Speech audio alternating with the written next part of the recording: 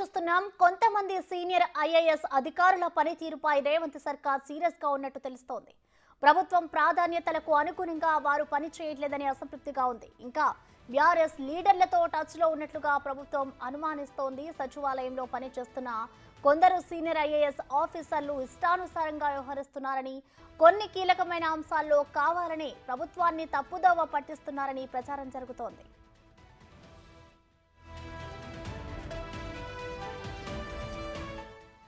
సమస్యల్ని పరిష్కరించాల్సిన ఆఫీసర్లే కొత్త ప్రాబ్లమ్స్ ను క్రియేట్ చేస్తున్నారనే అసహనం ప్రభుత్వంలో నెలకొంది.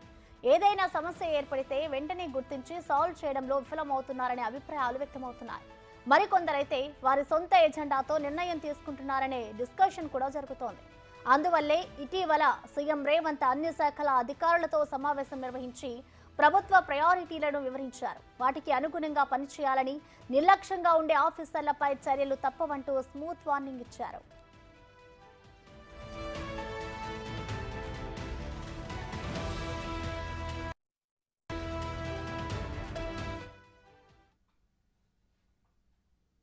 ఇదే అంశానికి సంబంధించిన మరింత సమాచారాన్ని మా deputy bureau chief Sadiq live అందిస్తారు. సాదిక్, చెప్పండి. కొంతమంది ఐఏఎస్ల తీర్పై అయితే కాంగ్రెస్ ప్రభుత్వం సీరియస్ గా ఉన్నట్లు తెలుస్తోంది. ఈ సీరియస్ గా ఉండడానికి గల కారణాలు ఏంటి సాదిక్?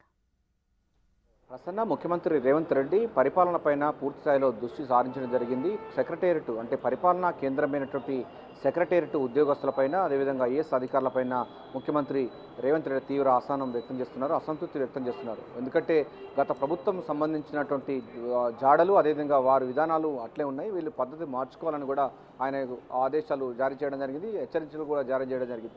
ప్రధానంగా ఉదాసీనంగా వ్యవహరించేటువంటి అధికారులపైన వేటు తప్పదన్నటువంటి సిగ్నల్స్ కూడా ఇప్పుడే ఇవ్వడం జరిగింది. అంతేకాకుండా సచివాలయంలో ఉద్యోగులు కూడా అంటే టైంకు రాలేకపోతున్నారు. సో సమయభావాలను కూడా పాటించాలని కూడా ఇప్పటికే అధికారులకు ఆదేశాలు జారీ చేయడం జరిగింది. సో అధికారులు, కింది స్థాయి అధికారులు ఇప్పటికైతే ఉదయం 10 గంటలకైతే వస్తున్నారు. కానీ కొంతమంది ఐఏఎస్ అధికారులు ప్రభుత్వంలో ఏం జరుగుతుందో పూర్తి వివరాలన్నీ కూడా ఆ ప్రతిపక్ష పార్టీకి పంపుతున్నారన్నటువంటి వాదన కూడా సెక్రటరియట్లో బలంగా వినిపిస్తుంది. ఎందుకంటే ప్రభుత్వంలో తీసుకున్న ప్రతి అంశం పైన కూడా 10 ఏళ్ల పాటు ఉన్నటువంటి అధికారులు వారి యొక్క ఎక్కడెక్కడ ఏం జరుగుతుందో పూర్తి స్థాయిలో కూడా ప్రతిపక్షానికి చేరవేస్తున్నారన్నటువంటి అనుమానాలు కూడా ప్రభుత్వానికి చేరవేస్తుంది. అలాగే ఇంటెలిజెన్స్ అధికారులు కూడా చెప్తున్నారు. సచివాలయంలో జరుగుతున్నటువంటి ఈ ఐఏఎస్ ఆఫీసర్ కోటరీలో జరుగుతున్నటువంటి విషయం పైన కూడా ముఖ్యమంత్రి రేవంత్ రెడ్డి ప్రత్యేక ఫోకస్ పెట్టడం జరిగింది. సో టాప్ ప్రియారిటీ అంటే కాంగ్రెస్ ప్రభుత్వం తీసుకున్నటువంటి 6 గ్యారంటీ స్కీమ్స్ కానీ, ప్రజా సంబంధించినటువంటి వ్యవహారాల్లో ఎక్కడ కూడా ఉదాసీనంగా కానీ నిర్లిప్తంగా ఉంటే మాత్రం శిక్ష తప్పదు అని కూడా ఆదేశాలు ఇచ్చారు. అంతేకాకుండా జిల్లాల పర్యటన కూడా చేయాలి, కొత్త ఇన్నోవేటివ్గా ఆలోచించాలి. ఐఏఎస్ అధికారులు అనేవారు దేశానికి ఆదర్శంగా ఉన్నటువంటి మీ అధికారులు ఎందుకు పనిచేయలేకపోతున్నారు? ప్రభుత్వం దగ్గర అన్ని వసతులు ఉన్నాయి, మీకు గత ప్రభుత్వం కంటే ఈ ప్రభుత్వంలో చాలా ఫ్లెక్సిబుల్గా ఉంది, మీకు చాలా పనులు చేసేటువంటి ఆస్కారం ఉంటుంది. అయినప్పటికీ మీరు ఎందుకు ఇట్లా ఉదాసీనంగా వ్యవహరిస్తున్నారని కూడా ముఖ్యమంత్రి రేవంత్ రెడ్డి అధికారులపై ఆగ్రహం వ్యక్తం చేయడం జరిగింది. కొంతమంది మాత్రం ఇంకా బీఆర్ఎస్ పార్టీకి ఇక్కడ నుండి సమాచారాన్ని చేరవేస్తున్నారని కూడా సచివాలయాల వర్గాల్లో వార్త గుప్పమంటుంది. మరోవైపు ముఖ్యమంత్రి కార్యాలయం వర్గాలు కూడా ఈ విషయాన్ని కూడా రూఢి చేస్తున్నట్టు సందర్భం కనబడుతుంది. అటువంటి అధికారులను కూడా ఇప్పుడు ఏరివేసేందుకు కూడా ప్రభుత్వం అయితే సిద్ధమవుతుంది. వారిని ట్రాన్స్ఫర్ చేయాలా లేకపోతే ఎట్లా చేయాలన్న పైన కూడా ఒక చర్చ జరుగుతున్నట్టుగా తెలుస్తూ ఉంది. అయితే పరిపాలన పైన పూర్తి స్థాయిలో దృష్టి పెట్టినటువంటి రేవంత్ రెడ్డి అధికారులకు సంబంధించి దాంట్లో స్ట్రీమ్లైన్ చేస్తూ ఉన్నారు.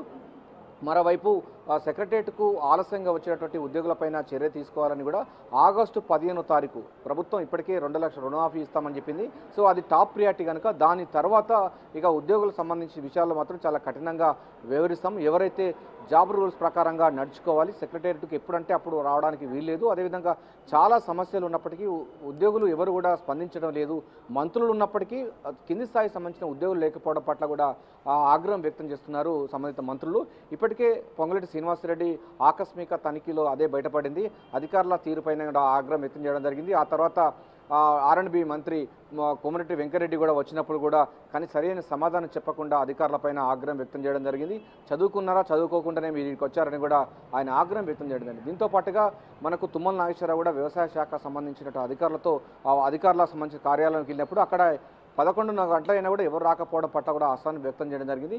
ఇవన్నీ కూడా మీకు ప్రిలిమినరీగా ప్రాథమికంగా మీకు ఫస్ట్ ఇదొక వార్నింగ్గా గుర్తించండి.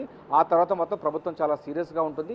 మేము పనిచేస్తున్నాము, ప్రజా పరిపాలనలో మీరు పనిచేయాలి. సో ఇద్దరు పనిచేస్తేనే ప్రజలకు సంక్షేమ పథకాలు పూర్తి స్థాయిలో కింది స్థాయిలో ఉంటాయి.